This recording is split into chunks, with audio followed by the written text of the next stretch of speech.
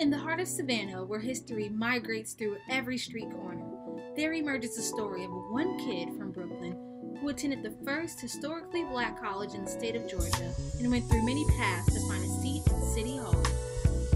I was born in Brooklyn, New York, many years ago. I was the first child to my parents. Now I'm the oldest child of 5. Was raised in the Brownsville and Crown Heights section of Brooklyn, New York.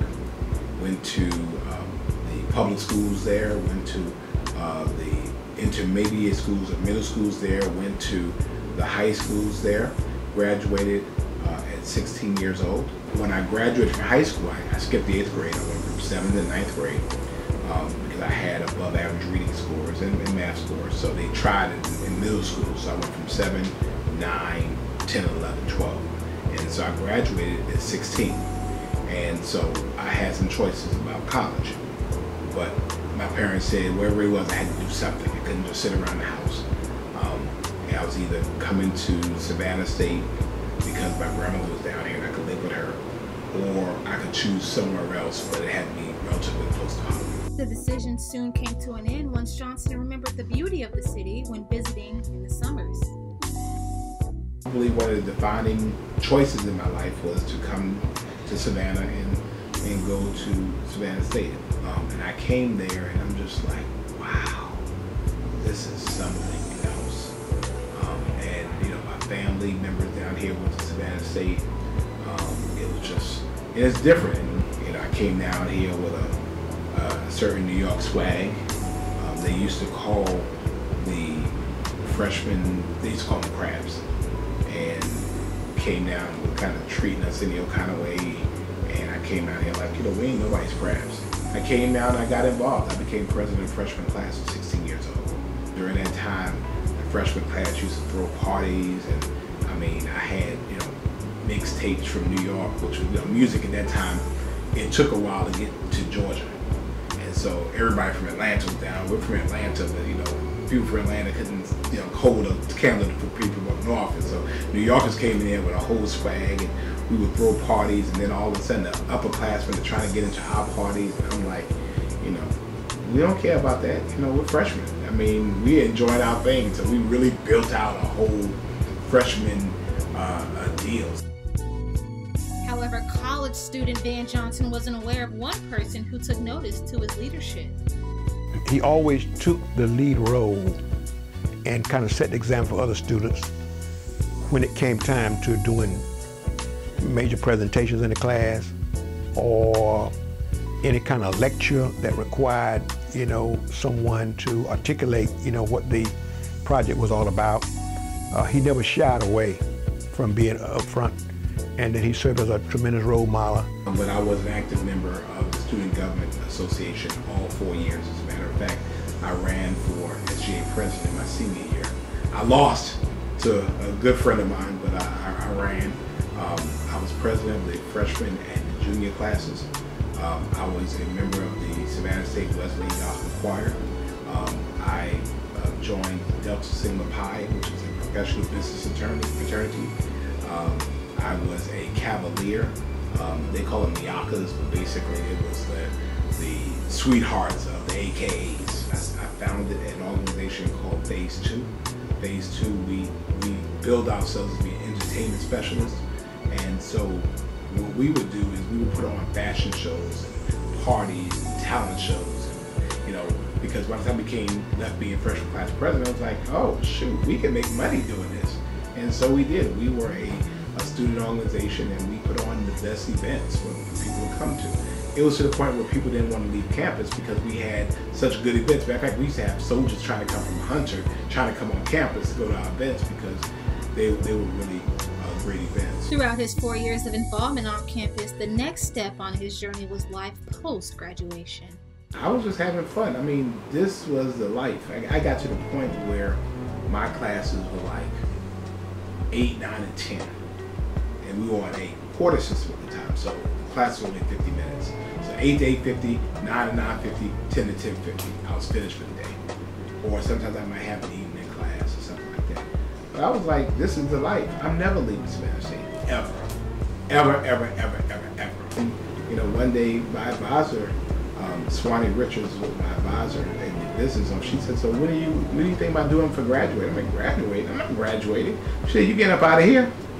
And you know, so I had to start really thinking about my future. And so I said I really wanted to try to go home, and so I went back to Brooklyn. Trying to find a job. Here I am, 20 years old with a bachelor's degree. At the time, you know, black man with a college degree, and there was a bunch of black people with college degrees. When I got on campus, I didn't know what I wanted to do. I had no clue. At one point I said I was a mechanical engineering major. I didn't know about mechanical engineering, but it sounded good when you were talking to girls. I'm a mechanical engineering major. And then at one point, I might have declared of being a political science and philosophy major because it sounded good to another set of girls. So, but the problem with that was people who graduated with criminal justice, they weren't getting jobs, and you know. So eventually, at some point, it was like, okay, I need to find something that's really marketable to me. And so, the business administration program was really growing. It was in the Whiting building, and I said, well, I'll try to be, you know, I'll try that. And so I became a business major in general business administration, specializing in human resources, and that's where I ultimately graduated from. Through his years learning under the business administration program, Ben Johnson was able to find his niche through politics in a more serious manner. He was beyond his years in terms of knowledge, wisdom, understanding of the landscape, and profound in terms of knowing people, knowing the terrain, knowing the academic landscape, knowing the politics of the day, and just being a versatile individual. And after that, I think I got to the point I was like, you know what? I think I like Savannah. Came back to Savannah and went to graduate school, again at the Savannah State College at the time, and later on Georgia Southern, when Georgia Southern assumed the regional graduate programs, and then Georgia Southern released them, so I actually have 2 master's degrees, both in public administration, one from Savannah State and one from Georgia Southern. I even imagine him being the mayor of New York City because he had that kind of charisma, and he had that kind of intellect, he had that kind of determination, and he was cerebral. So when a person has all those ingredients, you know, they can be anything they want. So I envision him being whatever he wanted to be in life. I became a police officer, so I was a police officer for a number of years. I became a human resources manager for the county. I did that for 25 years. I retired from doing that. So in 2003, I ran for first district alderman. I was able to win. Then I got elected 3 more times, so that was 16 years. And then the opportunity came for me to run for mayor, and so I did. During the election process in 2019, Ben Johnson showed his depth and leadership, which went on to resonate with the local community. I'm serving on the council for 16 years. I'm the youngest person on council, but I have the most experience on council than anybody, to include the mayor. 2 of the individuals that were very special to me and mentored me through the process were people that I'm familiar with from Savannah State. I served on city council with both of them. Mayor Johnson served two terms, 8 years, and then Mayor Jackson was after him. She only served 4 years. She lost her election to Mayor LaLoach.